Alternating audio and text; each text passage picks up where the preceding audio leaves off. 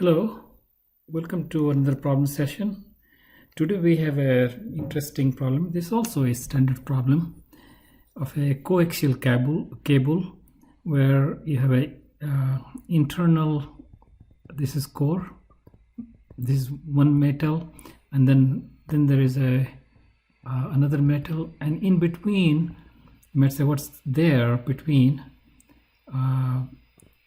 this space usually is non-conductor, filled with some plastic, so we're not going to concern with that.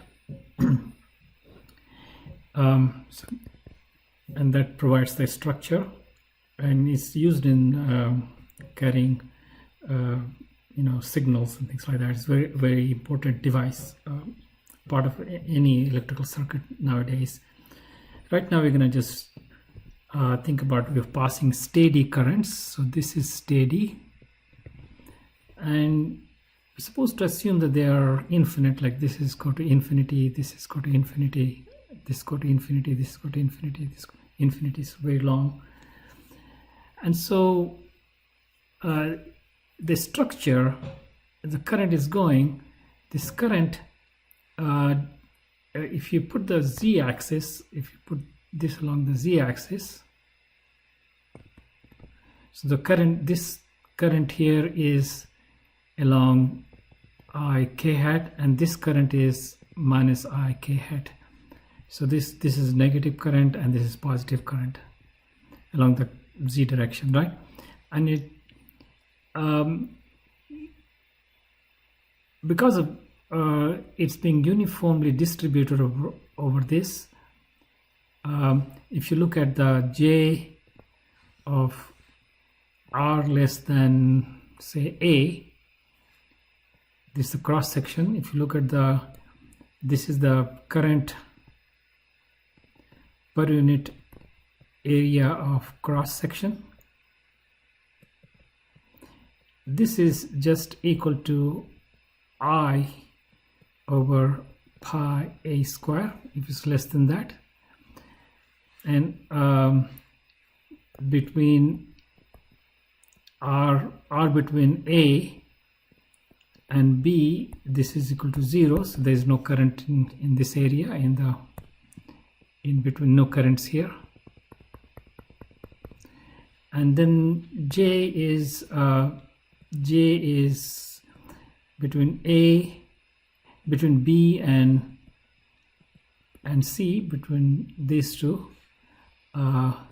This is equal to, if you want to include that, that's fine for me.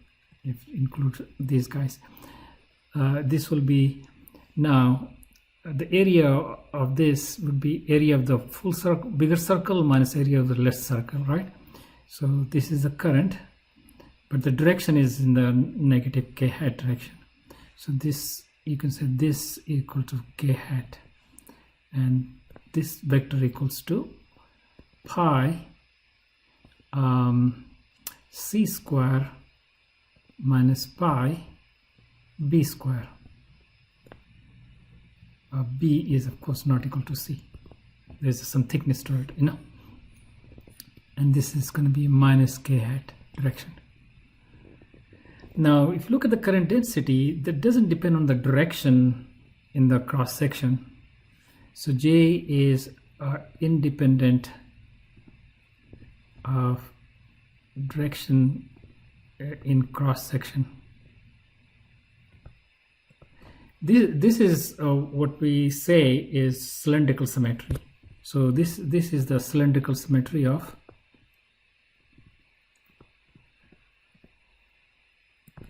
where we can apply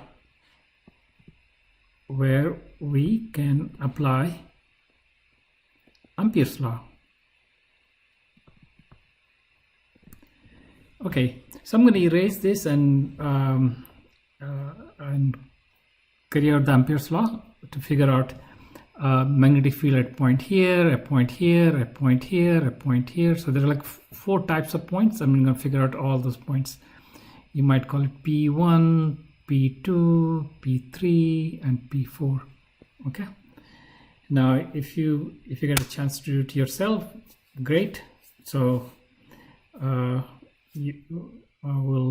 pause it and do the problem and then come back to this my solution. Okay, to see you in a bit.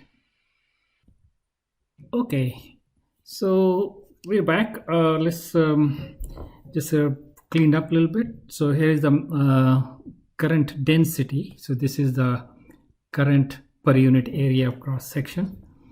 So this is current density, and you'll see why it's going to be useful. So suppose I want a out here.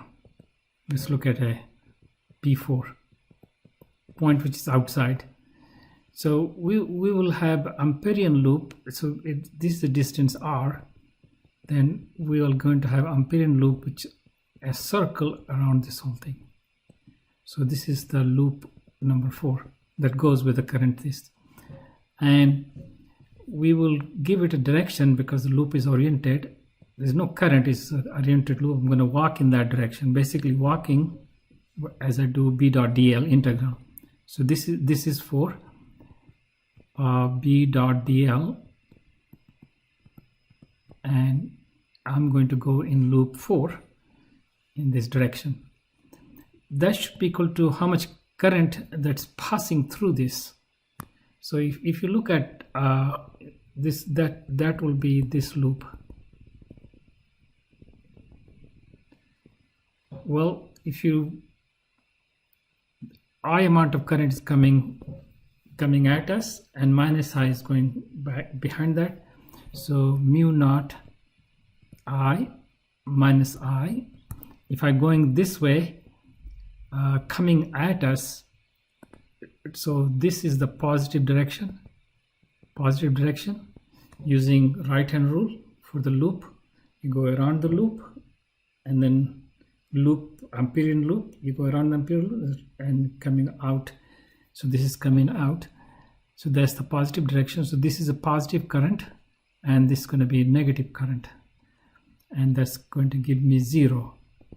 How about this thing? Well, it's going to have the same value from the symmetry, so it will be B, and dl will be that it's going to be, from assumption, B and dl are parallel to each other, so 2 pi r, and the 0 r is not 0, r is way out there. That's the r for this loop. You want to call it r4 maybe, just to make sure that we're talking about things that's outside.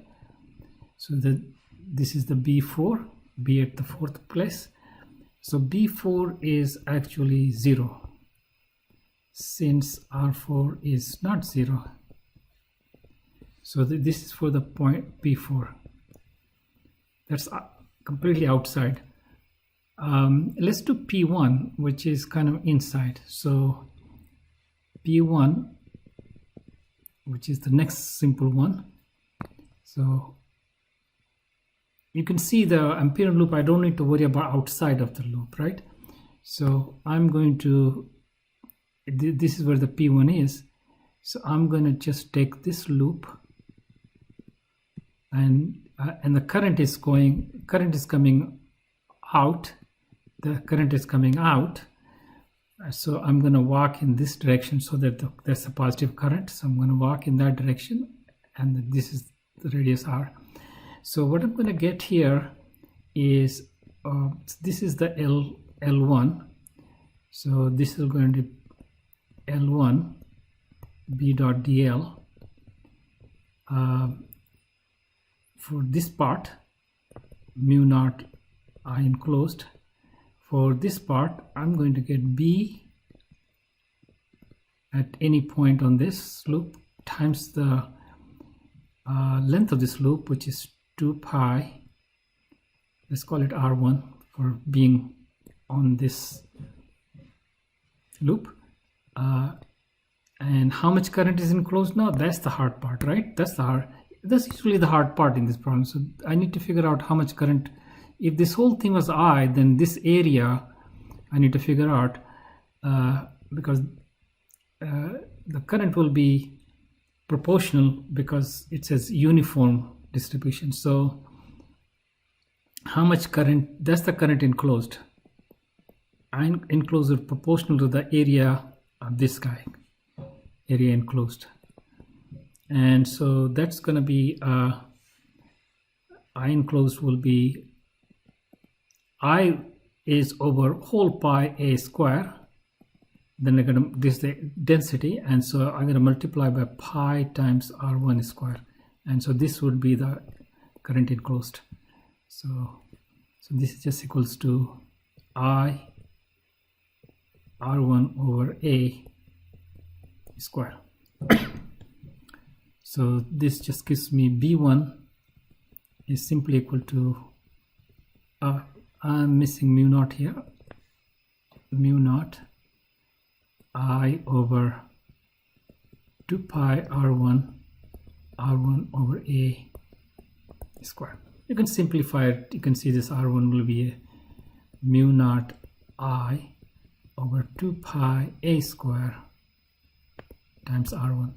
So it's interesting, as I go inside here, it linearly increasing, going more and more current enclosed. So magnetic field is strongest at this point. Let's do P2. This P1, this P2. P2 is between the two. So let me erase this and do the P2 next. Okay. So P2. So we have this thing, and the P2 is here, and the other thing starts over there. So it's outside. If I take a loop, a circular loop, so it and this is SR2. So now for P2, what I'm going to get is this is the point P2, B at P2 times 2 pi, the distance to P2, equals to mu naught I enclosed. And so how much is enclosed in this area? Okay, so only this part carries current, and this part carries current. I'm going in this direction, so this is a positive current coming out, and this part carries zero current, and this whole thing over here carries current, entire current I. So I don't need to worry about this J over here. So this just is actually equal to mu naught, the entire current I. So B2 is mu naught I over 2 pi R2. And so this actually starts to decrease. So if I was to look from the center onward, I'm finding, so this is A, and this is B, and this is C. So over here I use between here to here I use the P1 formula, which kind of gives me linearly increases. So B1 was erase that mu naught I over 2 pi a square R1. So the R1 is increasing, and then when R1 becomes A, at that point B, we're looking at B sub Z go up to mu naught I over 2 pi a, mu naught I over 2 pi a, and then it starts to decrease. And so over here is mu naught I over 2 pi b, and it's going to decrease to this value, and in this downstairs, so this kind of hyperbola is going to decrease to that value. And then let's see what's going to happen to P3. P3 is going to be a point in the material, and let me work out here. So I have use the same color, and then I have this thing start and this thing end, and P3 is over here, and from here to here, let's call it R3. So this time I'm going to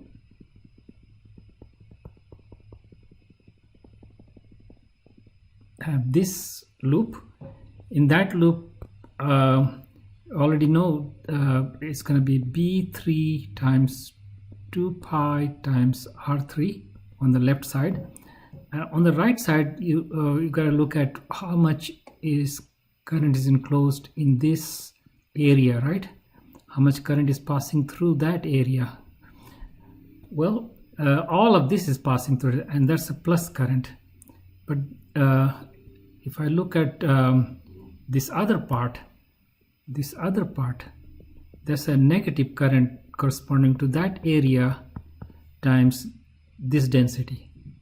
So that's going to be mu naught, and from here I get the entire plus I, but over there I get a minus this thing I over this minus comes out into over there, I over pi c square minus b square times the area of this thing. So what's the area of this thing? Area of this thing will be area of this circle minus the inner circle. So the area of that will be pi times R3 square minus pi times b square. So that's, now I can do divide by 2 pi R3. So that's B3. And so you can see as R3 is increasing,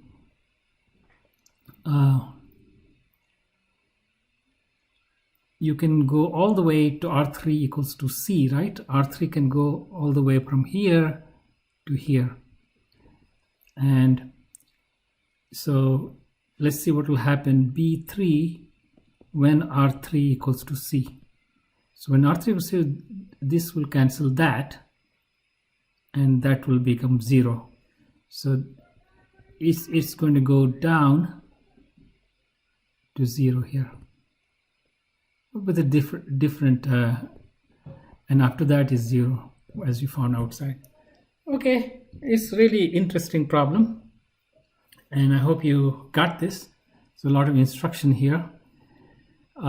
Just a reminder that if you haven't subscribed to the channel, we'll appreciate if you can subscribe to the channel. It helps us grow this channel. If you like this kind of explanation, a clean, mathematically sound explanation, please hit the like button, and thank you for liking this video.